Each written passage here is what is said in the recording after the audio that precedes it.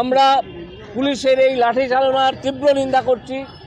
এই যে মমতা ব্যানার্জি একেবারে জমিদারের মতো আচরণ করছেন, তার জন্যে যে এত ছেলে যারা পাকা চাকরি পেয়েছিল তাদের চাকরি চলে গেল, তিনি যে জমিদারের মতো আচরণ করছেন, সর্বক্ষমতাশালী আচরণ করছেন, এখনো পর্যন্ত তিনি একবারও বলেননি যে যারা এই দুর্নীতি করেছে তাদের শাস্তি হোক, আমি তাদের খুঁজে বার করব, এই কথা তিনি একবারও বলেননি। এর মধ্যে বরং বলেছেন যে অযোগ্যদের ব্যাপারটা আমি পরে দেখব।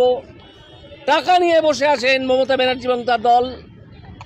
এই অন্যায়ের প্রতিবাদে, এই দুর্নীতির প্রতিবাদে, এই অমানবিক আচরণ, নৃশংস আচরণ এবং এই যে পুলিশের লাঠি চালনা শিক্ষকদের ওপর, যারা রুটি রুজির জন্য এসছেন, হঠাৎ সকালবেলা উঠে দেখলেন চাকরি নেই, তাদের উপর যে লাঠি চালনা, তা অত্যন্ত ঘৃণ্য কাজ বলে আমরা মনে করছি, অত্যন্ত ন্যক্কারজনক বলে মনে করছি এবং এটার তীব্র নিন্দা করছি, যত তীব্র করা যায়।